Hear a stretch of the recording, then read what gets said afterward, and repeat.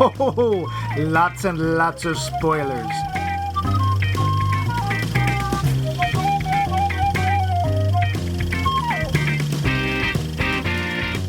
Max, what are your top 5 movies with squirrels in the title that do include songs, but which do not include animation? Bonus points if the squirrel does not get married by the end of the movie. Go! Wait! Don't go. Okay. Stay and listen to another episode of Max Mike Movies. Oh, I've got my list already. Not too late. We're halfway through our little jaunt called Focus on John Cusack.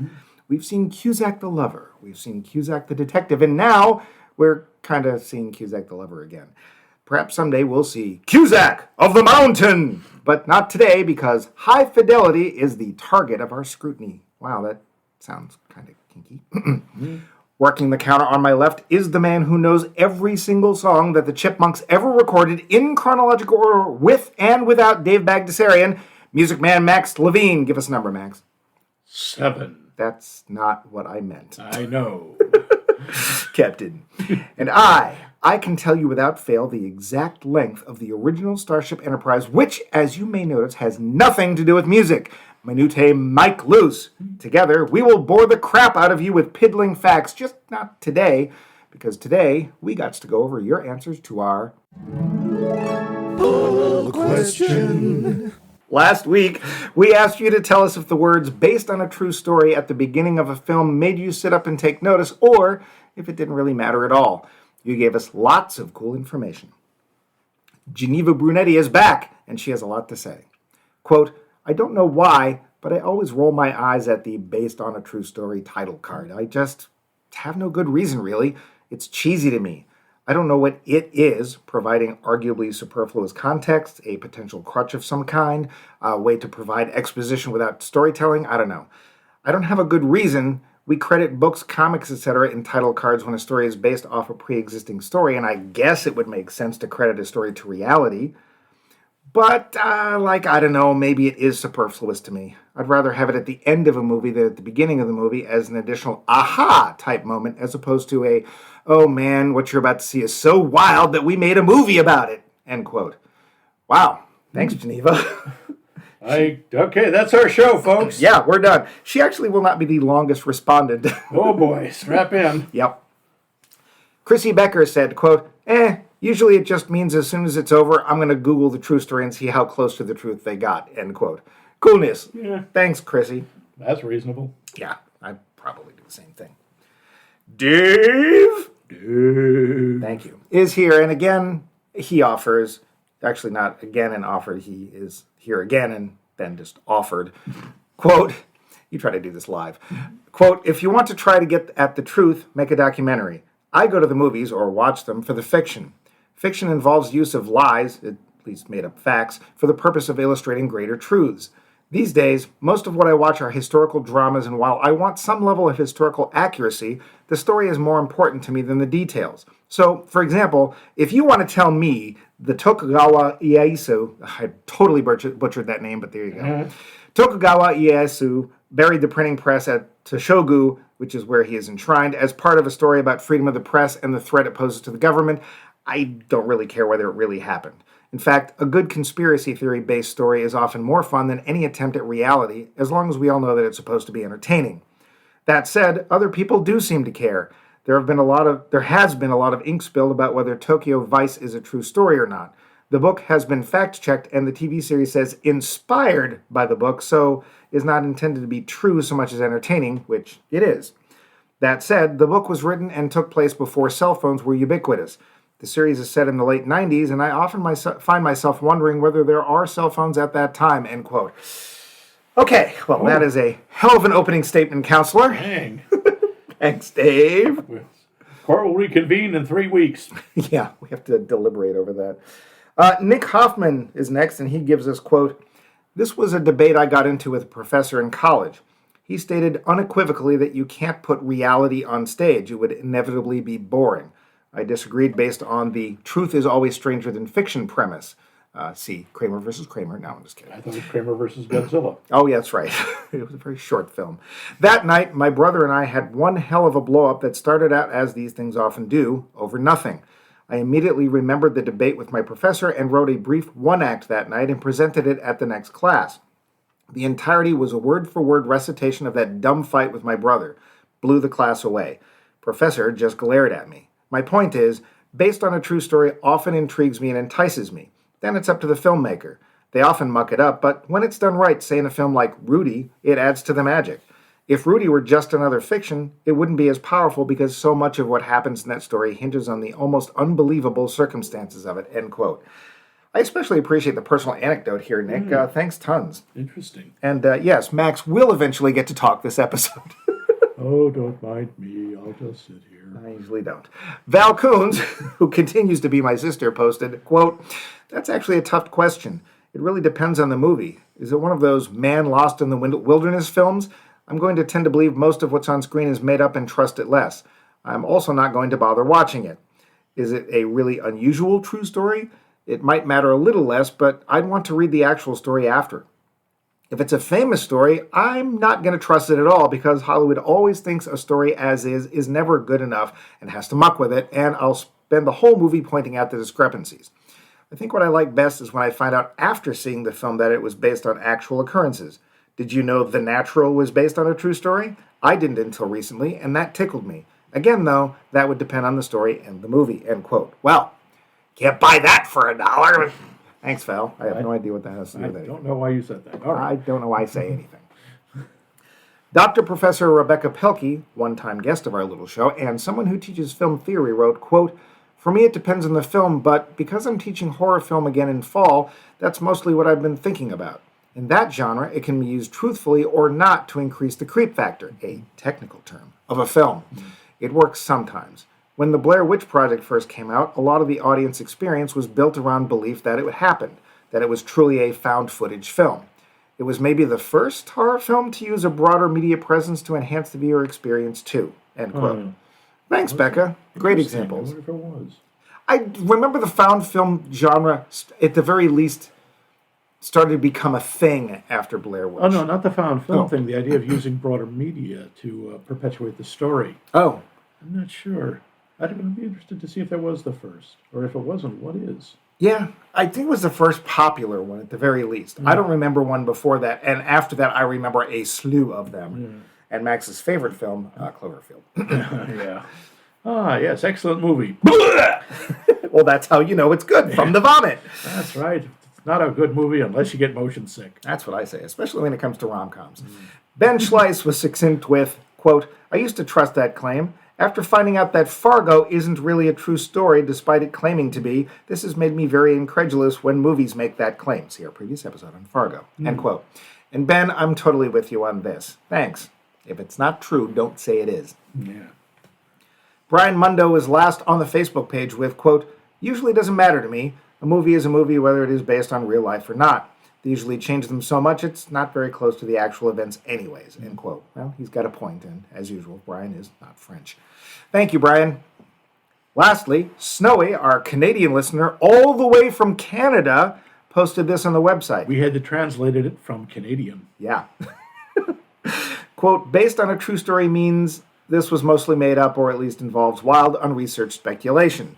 Some movies use inspired by true or real events, which I think is more honest. A fictionalized account of would be even better. I get it's a movie and that it has to fit a certain time frame and be coherent, so some things will have to be adjusted to make that work. The worst are when the true story something is based on isn't even a true story to begin with," end quote. It's another person who does not like to be bamboozled. Take note, Coen brothers. Thanks, Vince. What about you, Max? Does based on a true story mean anything to you one way or the other? It does. It's sort of stimulating when you see it, like based on a true story. But unfortunately, as a couple of our astute and well-dressed readers and listeners have said, We can't see you. yeah, in my mind, I can. Okay. Right now. That's our other show, our secret podcast. that Exactly. Sorry, we haven't even secret made. podcast. It does sort of make me wary. It's like, okay, based on a true story, it's probably not, or it may be, the basic structure is based on it. I think it's interesting, but honestly, I tend to find it kind of misleading. So would you say that maybe it's once bitten, twice shy kind of thing. Like the first time you realized that based on didn't mean it actually had to adhere to much of anything, and that movie in particular didn't. You're like, yeah, okay. Yeah, although I have to admit, with the internet, it's a lot easier to then go and see, okay, how close was this movie to the true story? Wow, not in the same ballpark. Okay. Yeah. Except for The Natural. Yeah. That was not the same ballpark. That was a totally different one that they made in Hollywood, but it wasn't the same one they played in. Some parts. Some parts may be made of chicken. Sorry, Tennessee. Duh. Okay. So is there a movie, is there one in particular you're like, hey, this was based on a true story and I really like it for that? Nope, nothing really leaps to mind. What about you? So I want to use two recent music-based biopic based on a true story films as examples of where it ended up not working at all and where it did end up working really well. And that is Bohemian Rhapsody versus Rocket Man. Bohemian Rhapsody presents itself as a more or less factual account of Freddie Mercury and Queen to a certain point. If you go and look at the facts, you will find that most of the implications aren't even close. And like, oh, their last performance was at Live Aid. No. See our episode on Bohemian Rhapsody. Rocket Man, on the other hand, basically says, there was a guy named Elton John, and he had an amazing life, and he remembers some of it, and if he did, it might go something like this. And they don't even really pretend. They pretend. The one thing I saw recently that I did kind of like is it's a series on Netflix called Inventing Anna about the con woman Anna Delvey. Okay.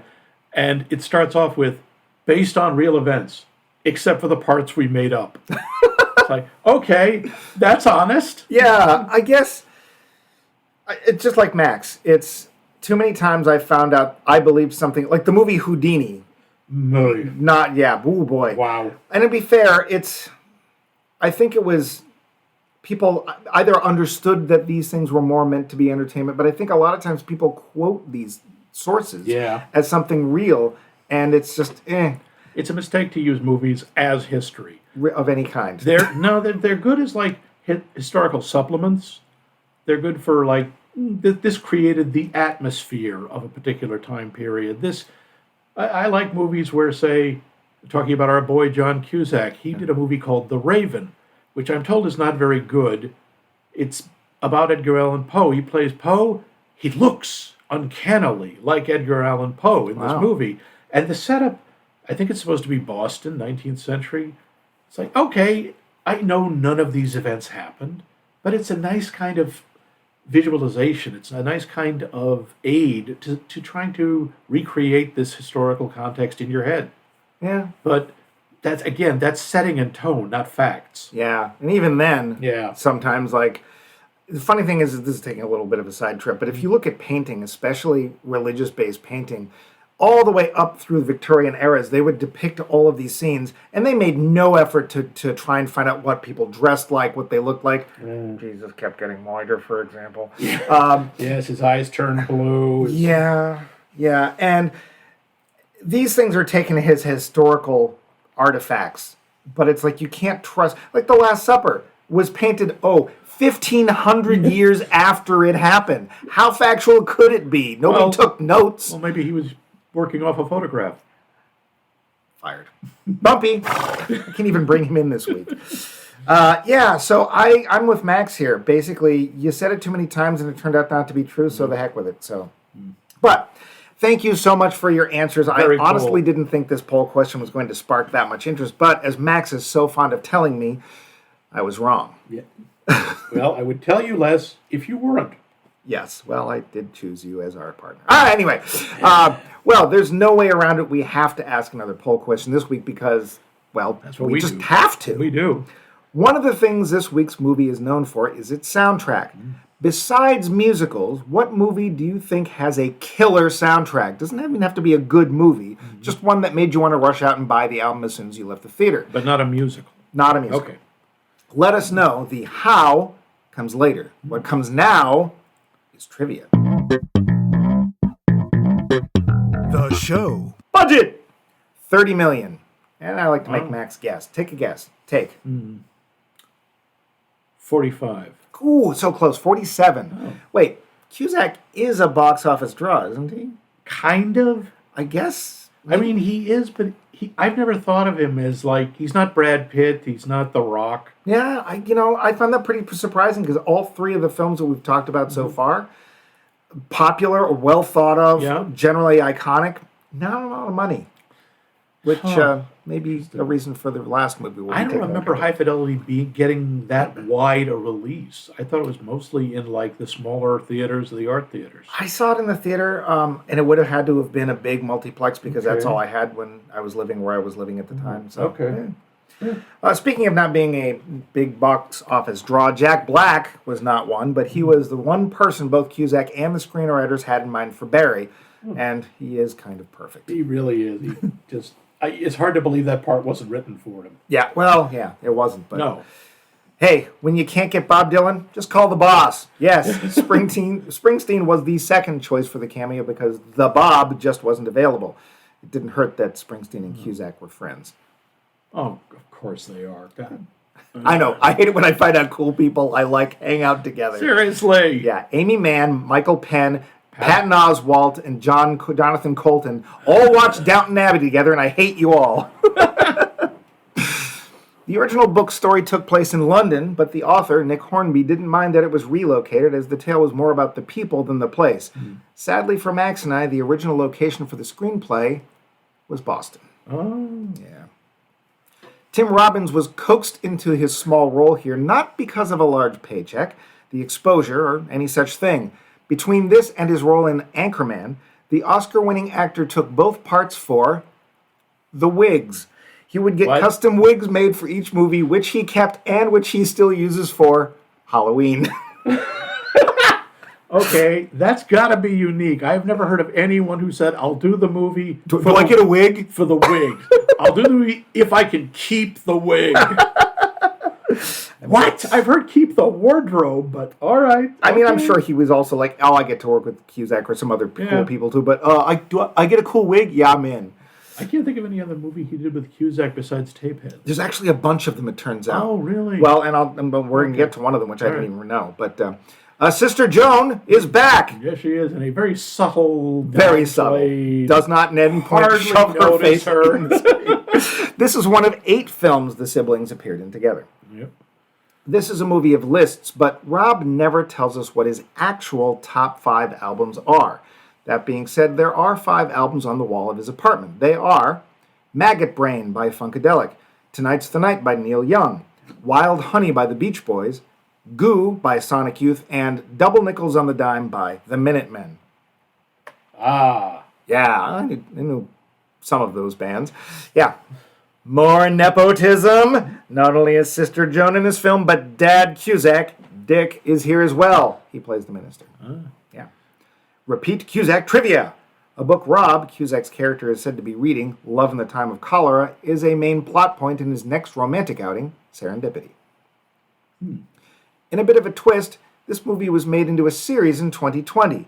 The character of Robb was gender switched and played by Zoe Kravitz, daughter of Lisa Bonet, who plays Marie DeSalle in this film. Oh. Look for Jack Black and John Cusack in another music-based film, 2003's School of Rock. John Cusack is in that? I forgot. I didn't remember that either. That's one of those films where it's like, oh, it's Jack Black and some people, I think. Because he's just, yeah.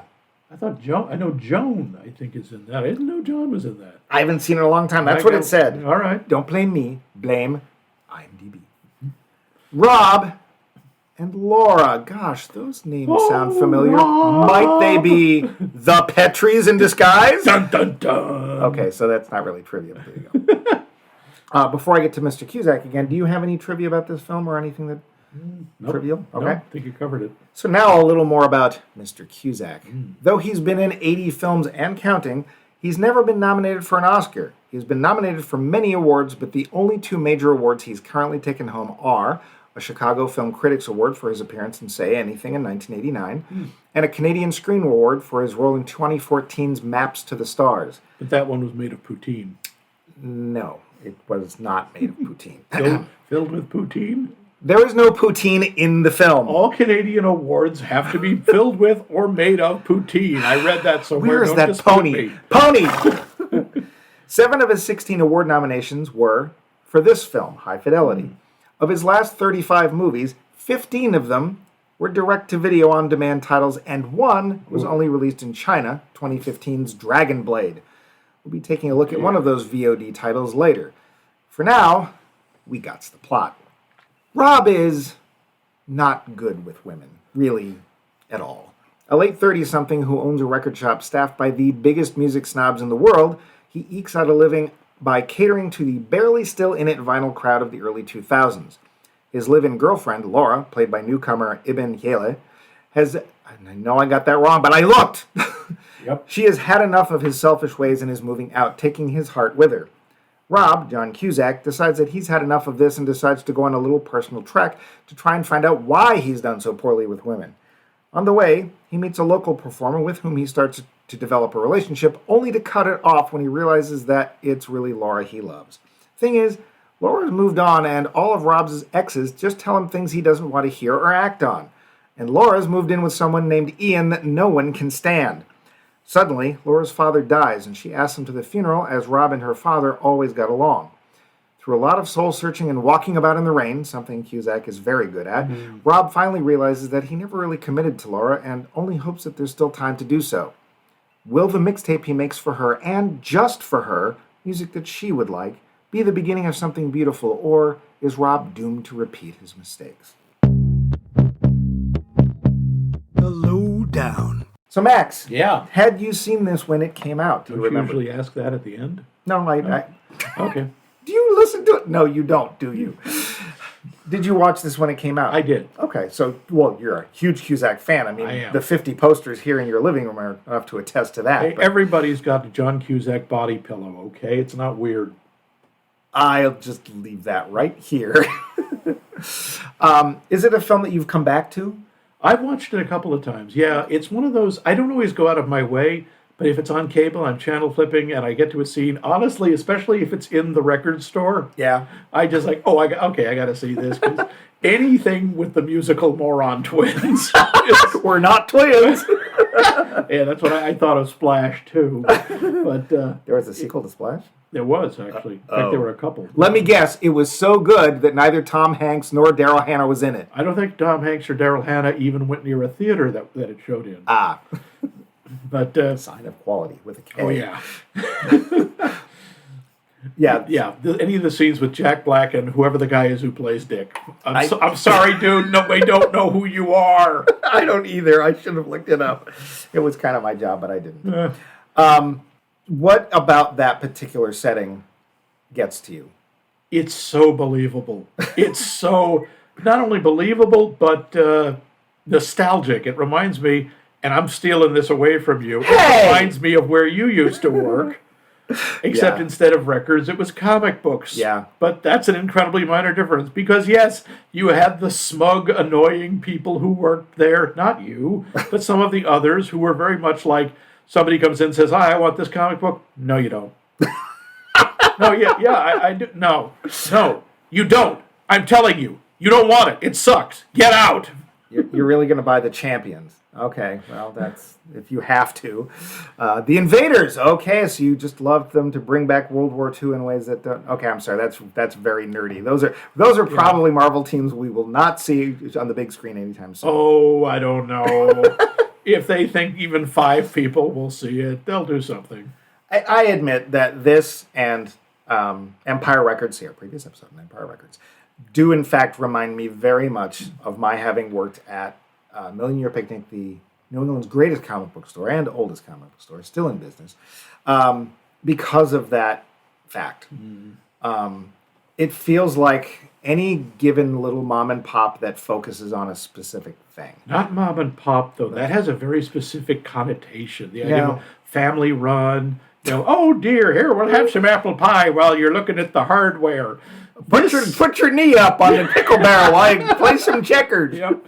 This is one of those small indie shops. Yeah. It's one of those shops that is run by people who genuinely love the product, but hate everyone who isn't like them exactly, and hate most of their customers. And quite honestly, often each other. Yes. And probably themselves. The relationship between the three of them is the most fun. I think it's the most interesting relationship in the movie, and certainly especially between Barry and Dick. Barry is Jack Black, who are, I think they're such a fascinating couple. I love the two of them because they're both unbelievably annoying in completely opposite ways. Yeah. Dick is one of those passive, not quite all there, not stupid, but socially inept. He probably now they'd be diagnosing him on the autism spectrum. Or just awkward. It's just very, very awkward, but very kind of retiring, but not entirely. He will stand up for himself. And Barry is just loud, crude, vulgar, incredibly entertaining. Yeah. But just, you want to smack him every time he talks. I like there's a couple of times that Robb takes him to task and he's like, "No, Dick, you're wrong." And Robb will come in and go, "Actually, he is right." It's like, well, whatever. So he's obviously, half of what he says is bluster and he gets away with it because he's just that loud. And actually my note for him was, walking in like a hurricane, Jack Black. And I also, sometimes he surprises you. yeah. When, Dick actually finds a kind of soulmate played by Sarah Gilbert of The Big Bang Theory and Roseanne, named Anna Moss, which, by the way, did you look up how her name is spelled? No. Anaugh. Yeah, I don't even know if that's a word, but that's how the movie spells Anna. Okay. And he's going out to meet her, and Barry worms it out of him what he's going to do. And while he's a little insulting, he's oddly supportive, too. It's like, "Dick, that's great. Yeah, smoke that." Of course, he does it in the most crude and offensive way. Yeah. But he's not like, after initially, what, did you meet her at, like, the home for mental deficiency or a home for the blind? Yeah. Yeah. But he actually, at the end, is like, "Good for you. All right." Yeah, he actually does remind me of somebody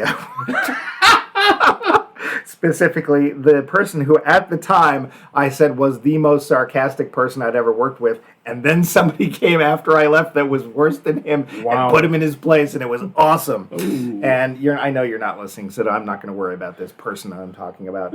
And the weird thing is, as much as that person was snide and occasionally kind of abusive, I still like them, and I don't know why. And people would ask me, it's like, "Why do you like this person?" It's like, I don't know. There's just something I like about them. But yes, they're incredibly hard to work with. That's the thing with both of them, with both Dick and Barry. You can sort of see how you would like them, and also how you would not want to spend more than 15 seconds with them. Well, I wrote, we hate and are fascinated by Barry. Yeah. Because he knows his stuff.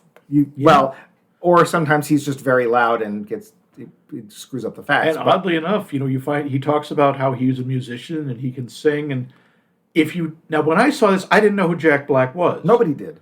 So I didn't know what Tenacious D was. No.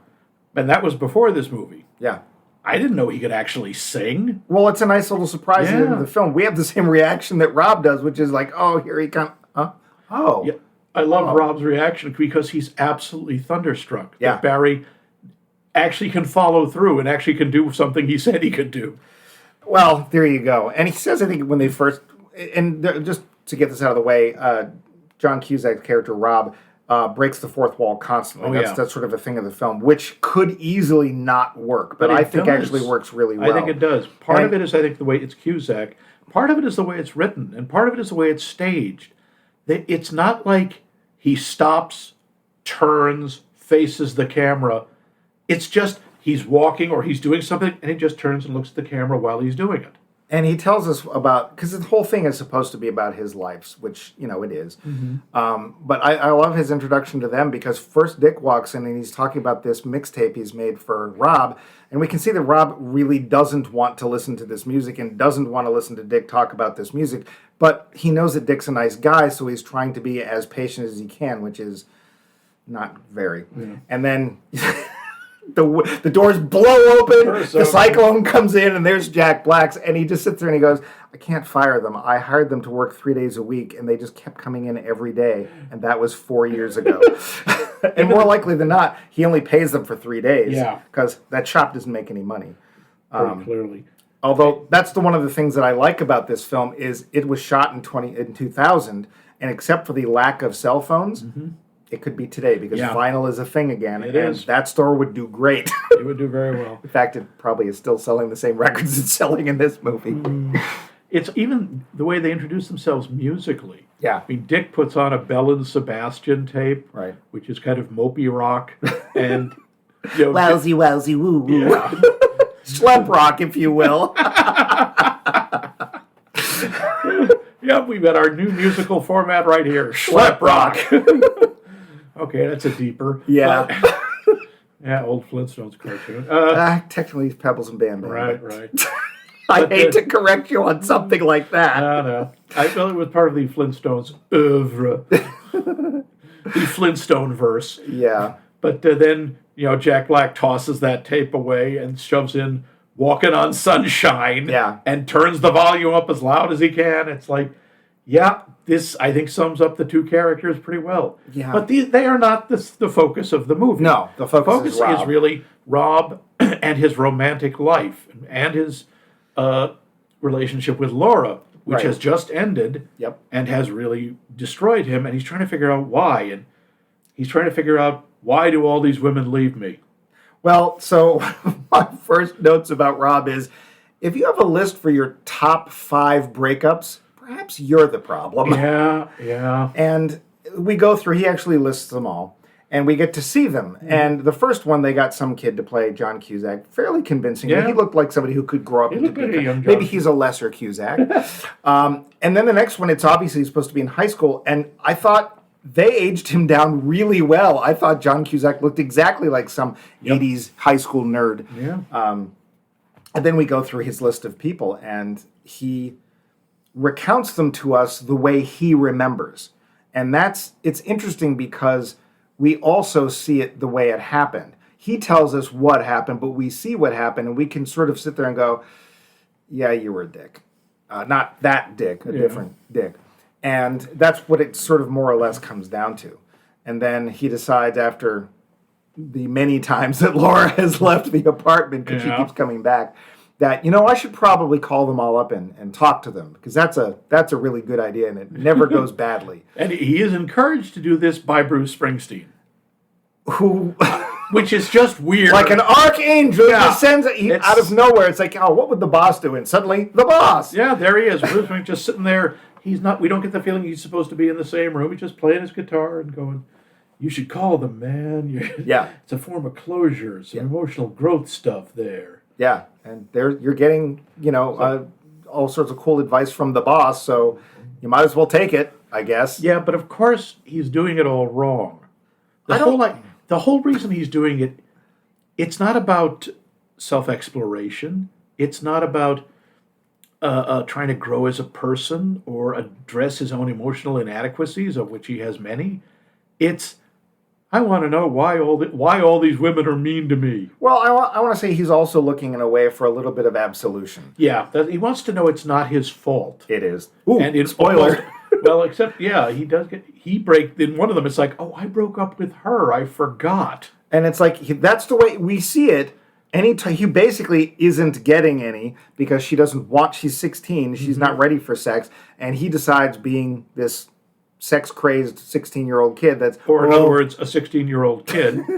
that, well, if I'm not getting any, there's no point of this. And then actually the line he uses is, so what's the use? A line which will come back to haunt him. Yeah. And he walks out on her, and we see it.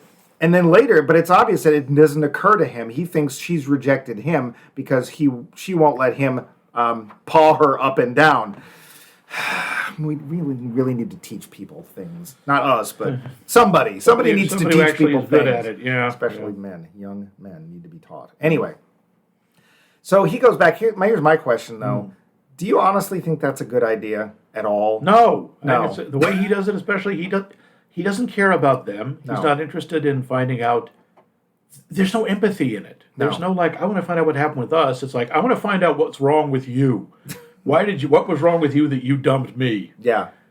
And it just doesn't occur to him that there might be another source of the problem, which is Robb, and which, unfortunately, as an audience, we are aware of the entire film, and we do have to wait for him to get to that point. As much as he does.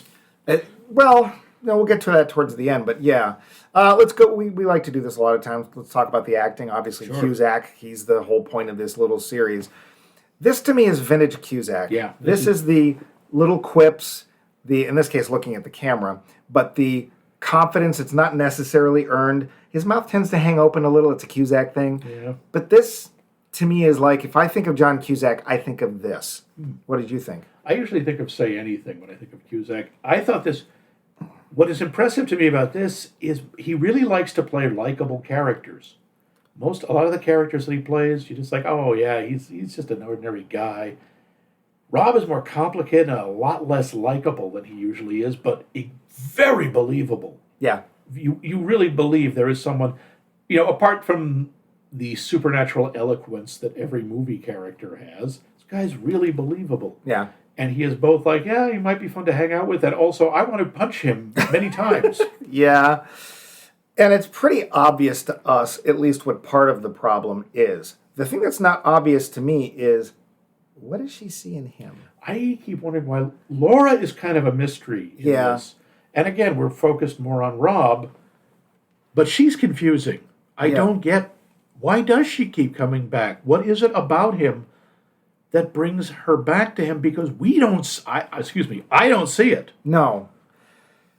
And one of the things is we learn that's not patently obvious is that Laura's actually become rather successful.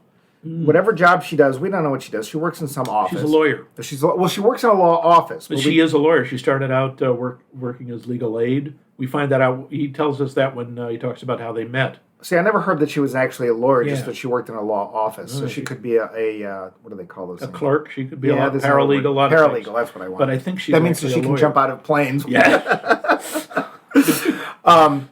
And at one point, she is driving a Saab, and I don't know if it's hers or the family's, but you see the way she's dressed and stuff, and she's at work. It's like she's pulling, and she actually does say, "I wanted to put my life together, and you weren't helping." That was one of the reasons she left. So she's successful. I would say, this is me talking as not really being able to gauge this, but I'd say she's pretty attractive. She's obviously very attractive. She's very smart, which leads us to ask why she's with Robb. Yeah. And I do like me some Cusack, but we're not seeing the best of this character, I guess. There must be something missing. I hope so. Otherwise, she just has terrible taste in men. This happens. I mean, look who she goes to. Poor Tim Robbins. And I got to say, talking about the acting, Tim Robbins, I still think this and Mystic River are two of his greatest roles. Wow, what a disparity there. But in this, in 2 lines, he establishes, like, you know everything there is to know about Ian Raymond, and you hate him. Yeah. It's like, he's not a bad person, but you hate him. He's loathsome. Yeah, he's moist. He is the human embodiment of the word moist. Yeah. He's hey, resolving conflict is my job. Like, My one note, it was just, Ian, wow. An odd scene where he comes and confronts Robb in that incredibly passive-aggressive way in the record store. And Robb goes through these scenarios in his head. And initially, it's not clear that until the first one's over, you don't know what's happening. But Yeah. the first one, he imagines just telling him off and setting him. The second one, he imagines going into a fury, and Dick and Barry have to hold him back. And then the third one, it's like a Quentin Tarantino scene where they literally beat Ian to death and Dick hits him with an air conditioner. Yeah, that particular bit where it gets hyper violent, how did that work for you? I thought it made sense because it's constant escalation of the fantasy in his head. It's so much anger. I'm on the fence because it's so opposite, and admittedly, it's played for laughs. I mean, when Dick, of all people, yanks the air conditioner out of the wall and starts over his head, starts beating Ian with it, it's obviously not meant to be taken seriously, but the violence is really in your face. And I wondered if that tone really mixed with the rest of the movie or not. A lot of the things, there's a lot of tonal shifts in this movie. It goes from comedy to pathos pretty quickly. I don't find any of it. That's the only part for me that the tone really shifted. There are a lot more serious parts, but the serious parts to me always have a sort of edge of dark comedy because Robb just doesn't get it. And he's continuously embarrassing himself in front of the audience. Yeah. It's like, do you get what I mean? Or else they're going, we're with the women. Yeah. Especially, I want to bring her in real quick because she is a delight. Not that this is a surprise. Catherine Zeta Jones is one of his ex-girlfriends, and they play it, and I think they actually picked her perfectly for this.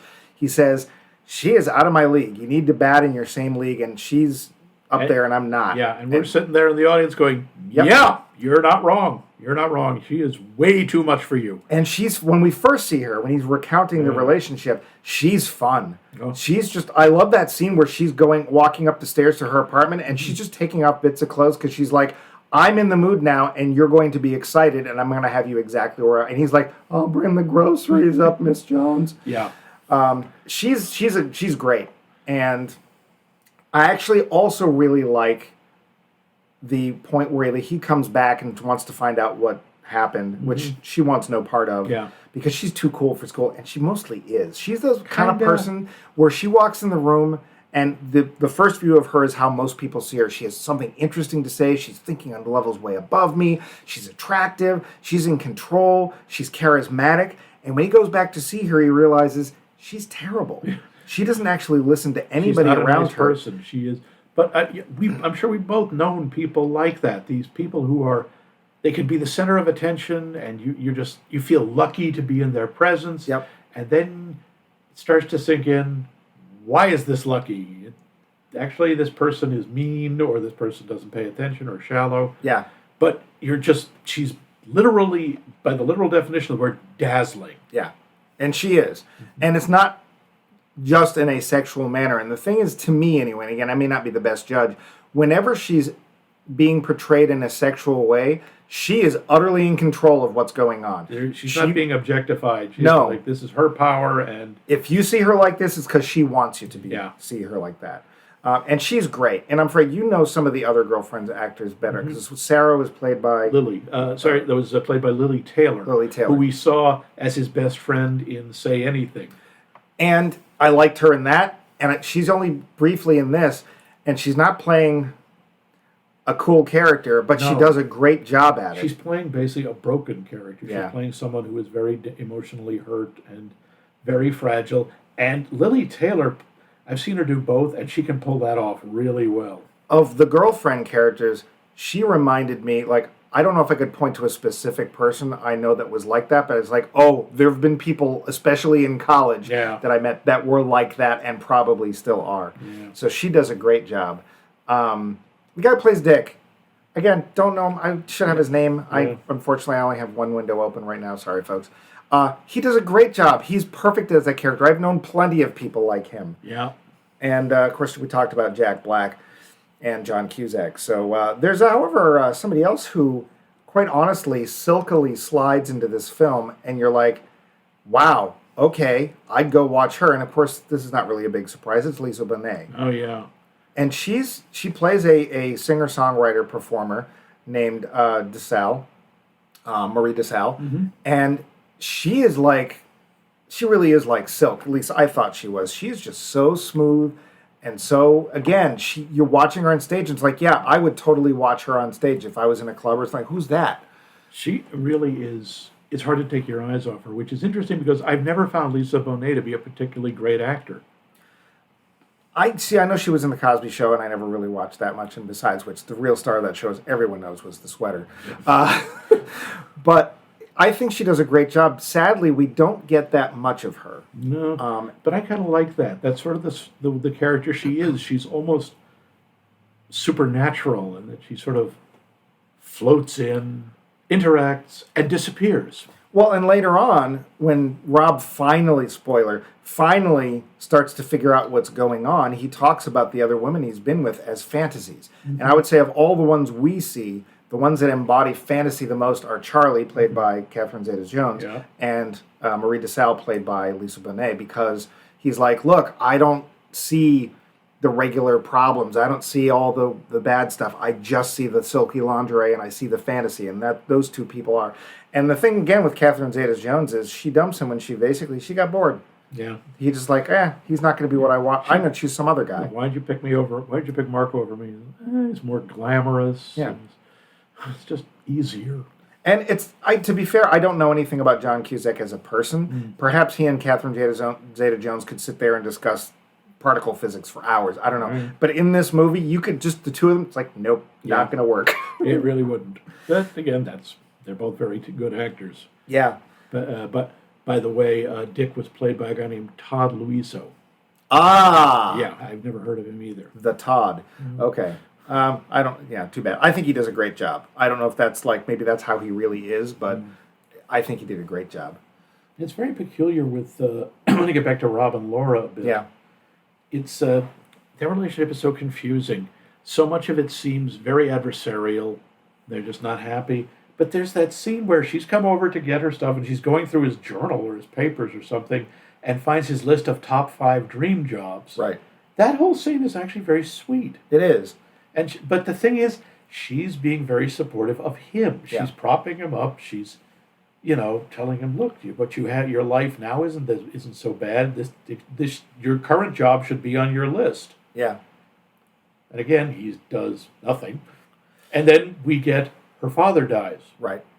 And at the funeral, basically, or after the funeral, is when they get back together. Because that line, it's, I'm just too tired not to be with you.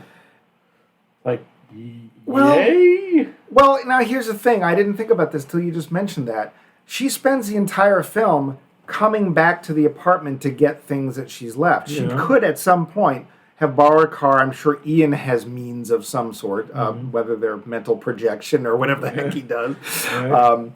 He attacks the area. He attaches himself to the multiverse. Because I have a feeling that Doctor Strange is going to come across Ian at some point. I hope he hits him with the flames of the Faltine. Then. There you go. Or the winds of Watum. Yeah. Crimson Bands of Sidorak, anyone?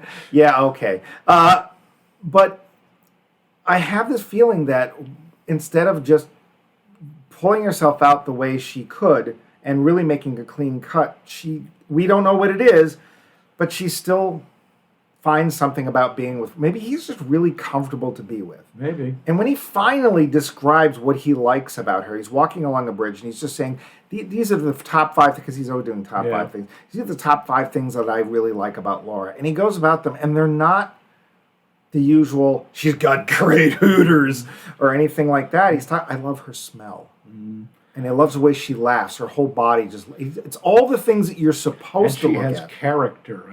And I like the way he describes what it means to have character. Yeah. And it's obvious. The problem, I think, is that, and we don't really discuss this in the film, we, meaning me and Max, is that Robb is getting to a point, he's probably headed towards 40, that's what we're going to guess, and he hasn't done anything with his life. Now, he has a business. That's the way he sees it. He hasn't, and that's the way, in a way, she's seen it. It's like, except she's also trying to point out, it's like, well, you've done something, but what are you going to do next? And that's something that Robb doesn't do. He doesn't plan. Yeah. He doesn't commit to anything. He doesn't have a direction. And she comes in, and she first points out, it's like, well, you got a record store, and you actually seem to like the record store, Dick and Barry aside. Although, when Dick and Barry are on, there's one scene later on where it's this, I'm guessing it's a weekend, and there's actually customers in the store, and both of them, this is where Dick meets Anna. Yeah. But both of them are using their superpowers for good instead of evil. That's right. Yeah, that's right. They're helping people musically, and they're taking all of their knowledge. So Dick is talking about, oh, did you know that Green Bay's influences are these 2 bands? And the first one they both know, which instantly is like, oh, I like her. She knows an influence for Green Bay. Yeah. And the second is this other band that no one's ever heard of. Yep, Stiff Little Fingers. Yeah, which is not a band that nobody's ever heard of, but. And he puts it on, and she's interested. He's like, but he's helping her. He doesn't do it, I think, initially because he's hoping to go out with her. He's doing it because he's found somebody who likes music, and he wants to share something that they may not have recognized. They do all have this weird bond. I mean, part of it is being music snobs. Yeah. But like when they're watching Marie DeSalle for the first time, and she's doing a Peter Frampton number, and Robb is like, I used to hate this song. And in unison, they both go, yeah. He says, now I kind of like it. Yeah. And that little exchange where, Barry says, I want to date a musician. Yeah. And Robb says, I want to live with a musician. And they each start going around, in effect, all 3 of them talking about what they love about being involved with the musician. and they're in this perfect sync zone. It's kind of unnerving because we never see that in the rest of the movie, but you know it's there. Yeah. It's the only way the three of them could work together without killing each other. It's kind of how this show works. Max constantly wants to kill me for a good reason, and I don't want to kill you. I just want to bash your brains in. Yeah. Bash them the F in. Yes, don't say the F word because I can't beep it out. And we've again working at the comic book store. There were people like this. People that I won't name the person, the most sarcastic person in the world. And there were plenty of days where that person would take some small tidbit that you told them about your personal life and use it against you with a horrible comment. And then there were days where they would talk to you about cartooning in a way that their passion would come out and you would learn something and it would be cool. And so this is scenes like this that let you go, okay, I don't hate Barry and Dick, but could you be more like this more often and not like so much like that? I could see it being... Could you be less like you? That? Yes. You just pointed to all of me. Yeah, be less like that. I could see, I understand why people would want to come into a store and maybe tap into this knowledge. I can't understand spending 8 hours a day with them. It's not easy, but that's some of the best times of my life. My best job ever was working at that comic store. It would never have made me much money, but I was mostly pretty happy there, and One real quick, I want to say that, and I'd misremembered this, when Robb finally seems to start looking at things properly and getting their identities more or less figured out, the movie does something that makes me just cringe. Yes. His little dalliance, or near dalliance. Yeah, it's this odd sort of, he's back with Laura, she's home, he's happy. He meets this other girl. And I say girl because she comes off like a girl who's an actual music critic who works for the local Reader. And who remembers him as a DJ and liked him then. Yeah, and he's starting to put together a mixtape for her, which he tells Laura. Yes. He's not hiding it. And I think he catches himself. He's like, what am I doing? Yeah. And there's actually a really fun scene where Barry actually does something nice because she walks into the store and she's talking to Robb over the counter. Oh, yeah. And he's like, yeah, I could make you a mixtape or something. And then the phone rings and Barry suddenly goes, Robb, phone. And it's like, yeah, could you take a message? It's your girlfriend. Yeah. It's like, and Robb's like, yeah, he's basically just leaned over and slapped Robb across the face. And honestly, good for Barry. Yeah. So, because Robb needed a good whack upside the head at that point because he's falling back into his old patterns. But at least with Barry's help, I think he catches himself. Well, here's my question before we get to the wrap-up. Do you think Robb does actually redeem himself in the end? Entirely? No. No. I think he starts to. I don't think it's a complete redemption arc. No. The two scenes that really help, and they're the last two scenes that really help make this film, to me, end with hope. And I won't say, like Max has just pointed out, that it is a definite thing, but with hope, are when he proposes, which initially goes badly, as it should. She laughs in his face. Yeah. And the bit about him making the mixtape. Yeah. Where he's like, no, I'm going to make this for her, music she would like, even though it's obvious music that he doesn't like. He's like, no, I'm making this for her. And he has these rules for making a mixtape because they have to be this way and that way, and he's very particular. But you know he's going to take that kind of care to make something just for Laura. I've mostly gone through my notes. Do you want to get to that thing that we do so well? Yeah. The surprise. The Roundup. So Max. Yes. You'd seen this when it came out. Do you remember if you liked it when it came out? I did like it when it came out. And then you said you've seen it occasionally when it's in the background. I've seen it a few times. But now, it's years later. It's 22 years later. Oh, Lord. Now, you have a different perspective. And now, your mind has changed and learned and experienced and soaked up things. Max, can you wake up? What? Was I in a coma again? No. Oh, good. I was just speaking French English. toast, please. Just like Mary Hart, the tones of my voice tend to put you into a coma. Although with her, it was in fact into Epileptic seizure. Yes. Well, so Max, what did you think of High Fidelity? I don't like this modern fancy music the kids are playing. I think it's the devil's music. All their Green Days and Belling Sebastians and so forth. It does make me feel a trifle old to watch it, but I still like it. Yeah. I still absolutely, and especially as you say, it's no longer. I'd say if I had watched this 3 years ago, it's like, oh, that's so sad. Of course, there's no record store anymore.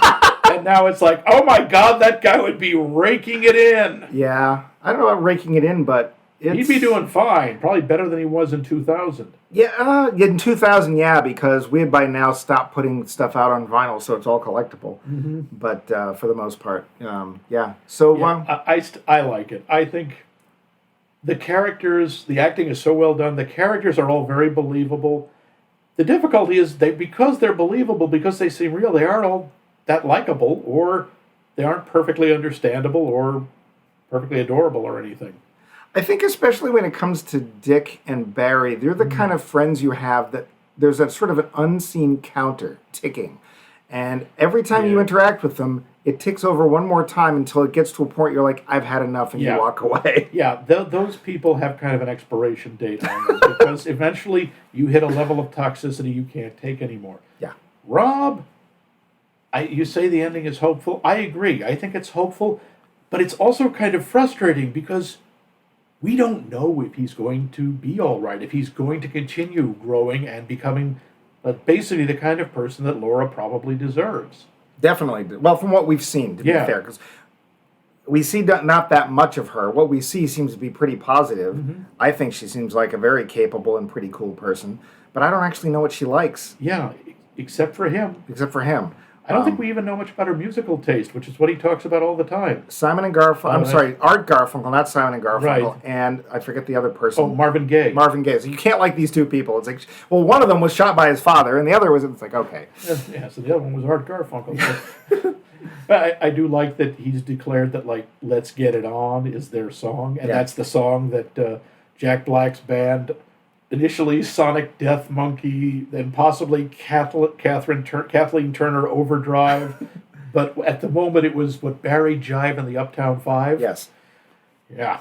Yeah. That's the song they do. That's a nice touch. That's also a song that's really easy to do badly or really, really cheesily. Do it the next time you're doing karaoke. What about you? Now you saw it when it came out. Yes, I did. What did you think of it when it came out? I remember liking it.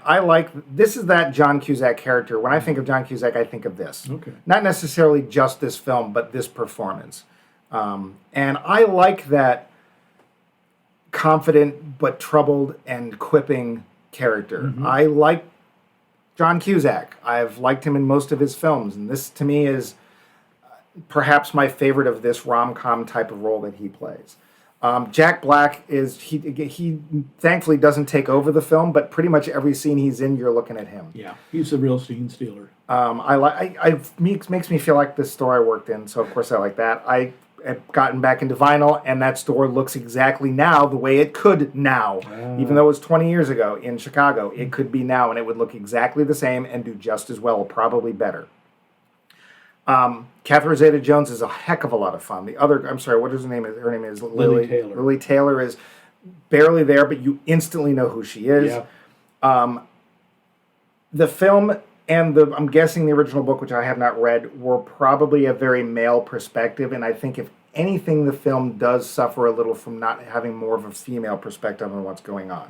And I say that only because we don't know why she's with Robb. Yeah, but again, that's not the point of the movie. It is a guy's movie. It's a movie about a guy. Yeah. And very much like, don't be a guy, be a man. He's a guy. The one thing I will say about Laura, though, is I think she cuts her own hair. Yeah.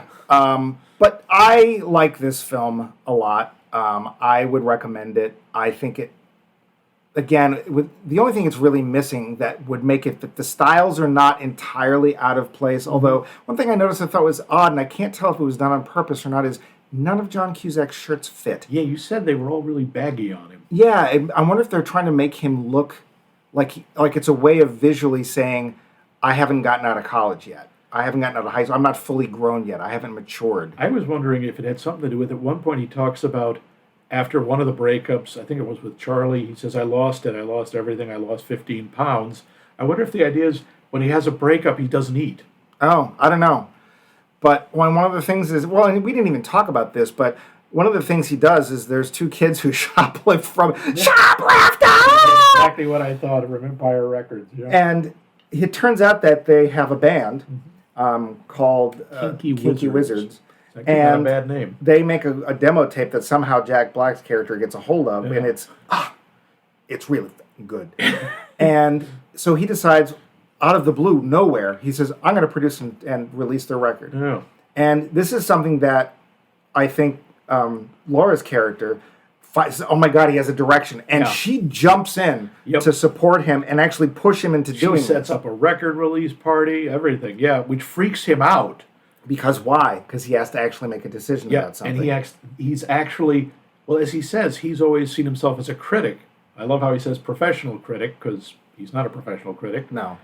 But now he actually is a content creator, and he has to put something out there to be judged, and that scares the hell out of him. Yeah.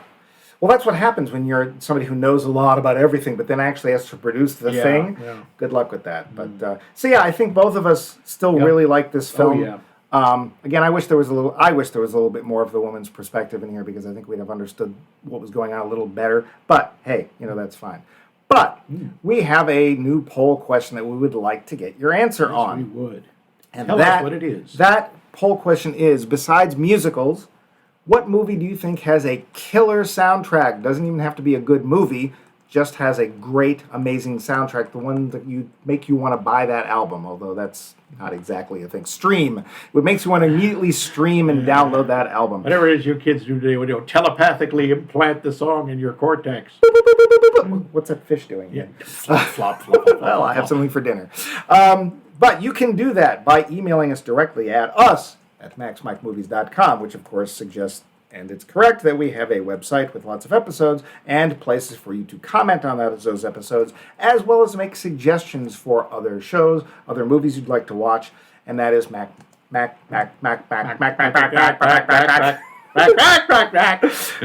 maxmikemovies.com. Like I haven't said that 198 times. And you can find us on social media, as long as that social media is still currently Facebook and Twitter. Yes, because Elon, I'm reading that as E-Lon, because why not? You are the Elon. You are human, I am Elon. There's a deeper. That is still available because he hasn't bought it yet. So Facebook and Twitter, we are Max Mike Movies.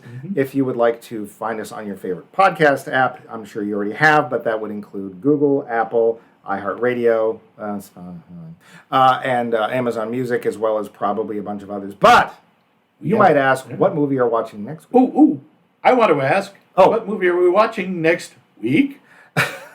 Well, you could hardly tell you hadn't rehearsed. So we are finishing up. Focus on John Cusack. Next week, we are going towards the end of his career, and I don't mean it's over, but towards more recent. More recent. So I mentioned in the trivia that some of his latest films, 15 of them, are straight to VOD. That's video on demand for those of you keeping track at home. One of those is a film that I know almost nothing about. I believe it's a science fiction film. I think so. And it has John Cusack in it. Yeah, that's about it, and I think there's robots. Is there? Okay, cool. I think. I know nothing about this, but it was almost sort of a case of, what has he done lately? And go. Oh, that one. My finger landed on Singularity.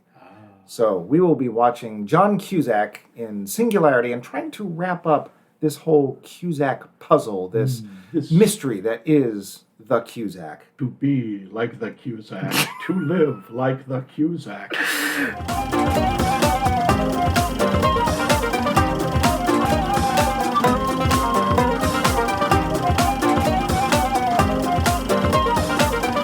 This has been a co-production of The Voice of Max and The Movie Wrench.